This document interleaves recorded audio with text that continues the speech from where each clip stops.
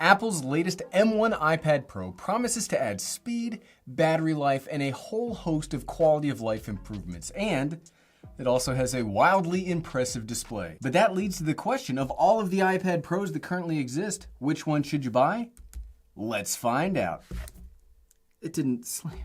What is going on with it? It's not slamming recently. What's up, everyone? I'm the Everyday Dad, and if I can figure it out, you can figure it out. So I'm pretty darn excited for the new version of the iPad Pro. iPads and we go way back. You could easily make the argument that there wouldn't be the content that I make today without an iPad Pro. Like me and iPad Pros, we're like this. Obvious first disclaimer up front, the M1 iPad Pro is not yet released, so I don't have one in hand. However, normally I make these videos after they've been out and everybody has already made their purchase, so we'll all be buying them in a couple of days. So let's arm ourselves with knowledge beforehand, before they go live for order. I think that makes more sense. First off, what do you gain by buying the latest and the greatest? Because there has to be something, right? I won't go into super specific on the new tech specs.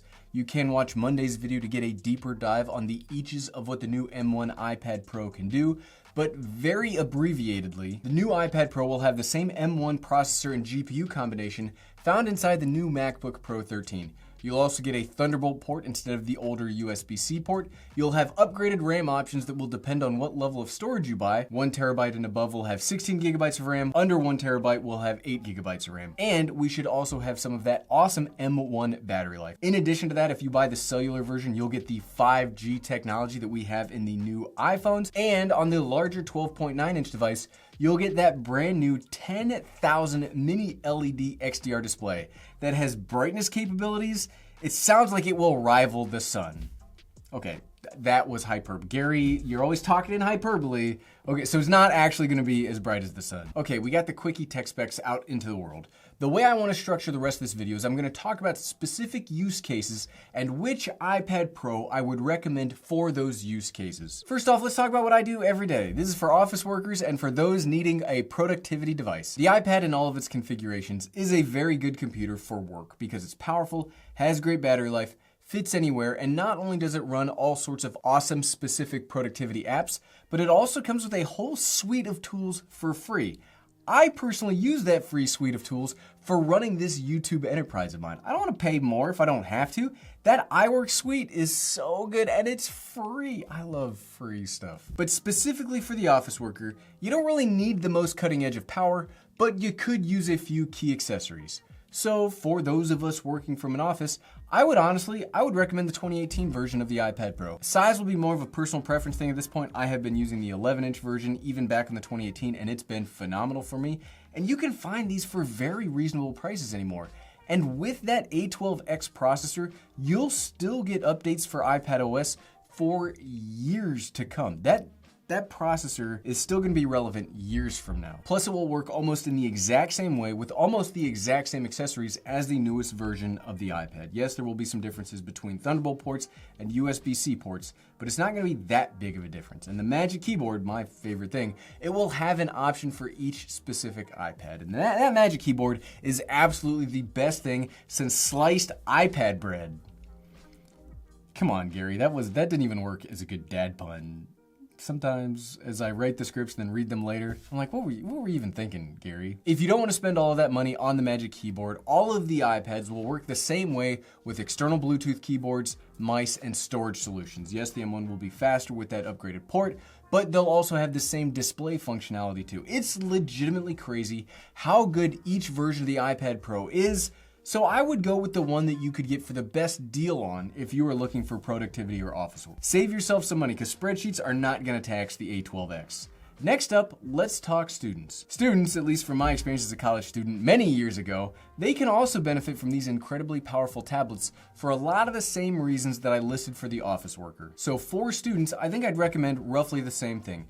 Get the version of the iPad Pro that works best for your wallet. I mean, that's really going to change depending on the day and what's on the refurbished website, or if you buy used on a site like Amazon. There isn't specifically anything special that I would push you towards the M1 iPad when you still get so much functionality from the 2018 and the 2020 version. The best part of these iPads for those going to school, especially now in 2021, with most schools being virtual or at least having a significant virtual presence, having the best front-facing camera on any of the Apple computers will besides that brand new M1 iMac, it will give you very good performance when using Teams or Zoom or whatever your virtual conferencing is for your virtual classes. Plus, you'll also get those fantastic built-in microphones, so you wouldn't necessarily need a separate mic to get the most out of it to interact with your classmates on projects or even with your teachers. Students also get access to all of those amazing accessory capabilities, and you will have the ability to customize and build the iPad into whatever you might specifically need for each class or each course of study. And the benefit, because it's an iPad, if you are a design student, the iPads are some of the best touchscreen enabled devices ever made. Combine that with the Apple Pencil, this will let you interact with this device in a way that you could never do in the same way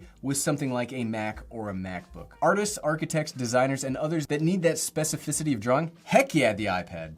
But save money where you can. Okay, thus far we've been pretty hesitant to recommend the newest M1 version to anybody. Gary, are you just saying that there's nobody out there that would benefit from the super beefy tablet containing a desktop level processor? Well, other Gary, the other Gary's over here, but I'm looking over here. There is one type of person that I would recommend the new iPad to. YouTubers, online content creators, and video professionals will be in the group of people that will absolutely benefit the most from these upgrades. It's like Apple specifically designed these upgrades just for us. Let's start with 5G. Yes, everybody that uses an iPad Pro can benefit from having a faster internet connection, but for people that are trying to transfer, upload, and share large video files, this 5G update will be a huge benefit. Like gigantic size huge. Telling you fam, trying to upload gigabyte size files while on the road or while traveling via hotel Wi-Fi is absolutely a nightmare of mine, and it always sucks. You gotta try so many different workarounds, and sometimes you'll try to start an upload while you sleep, and then you have to check throughout the night. You gotta wake up like every couple of hours to check to see if the upload's still working, because it can legitimately take 8 to 10 to 12 hours to upload a video file via hotel Wi-Fi. So 5G, especially in a bigger city, should be way quicker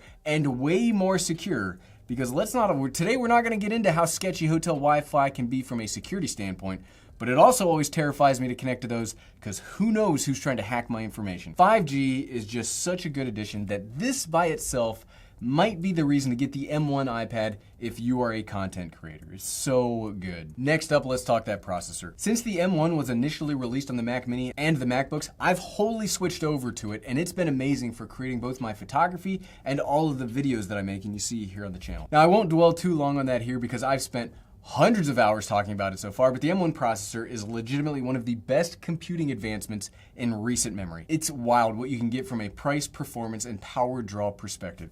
On the iPad, this will also allow for very seamless and smooth video editing, photo editing, graphic design. It'll basically be the most small, powerful computer that you are going to be able to get. Plus, this should also give us that M1 battery life that we are used to seeing on those MacBooks. I'm really hoping to see upwards of the 18 to 20 hours of battery life on the bigger version of the latest iPad. We'll also get an option for the most storage ever on an iPad Pro, going all the way up to 2 terabytes. Now that sounds good, and it will be great for a max level content creator. But if Apple charges money in any place, it's on the storage options, so that'll be a cool feature.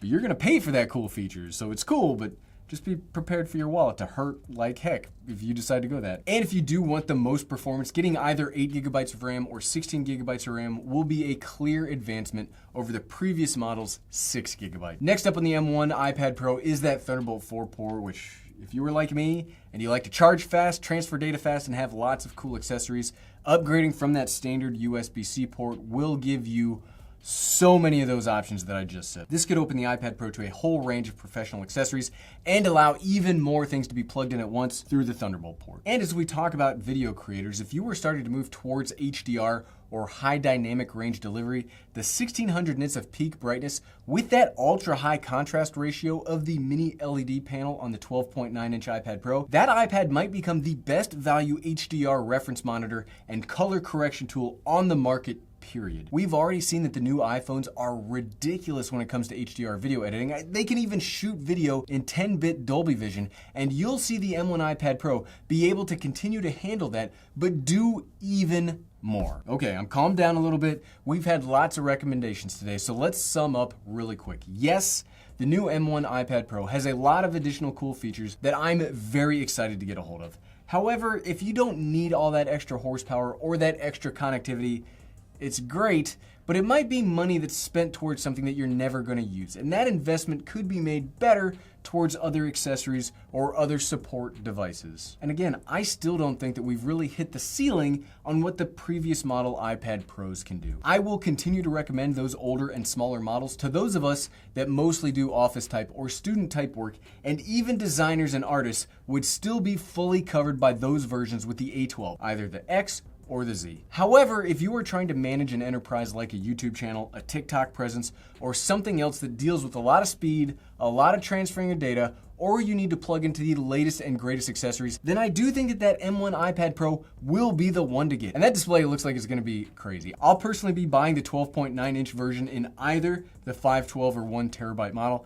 I don't personally think that that extra RAM will be that much of a game changer or be that valuable and worth the extra money, but I'm still debating on which one to get. I'm fully aware and fully expecting and very much prepared to be proved wrong when these do come out. But what about you all? Which one are you planning on getting, and which one do you recommend for other sorts of folks? Let me know in the comments below, because I'd like to see what you all think. And there are absolutely other recommendations that we didn't talk about today, but are totally value added. And maybe if enough of you talk about something, I'll add it into videos in the future. And if you like this video, here is that spec overview video that I talked about in the beginning that you can check out if you'd like to see a little more in-depth coverage on the new M1 iPad Pro. And you can find that by clicking right here. Click, click, click, click, click, click, click. Thanks for watching.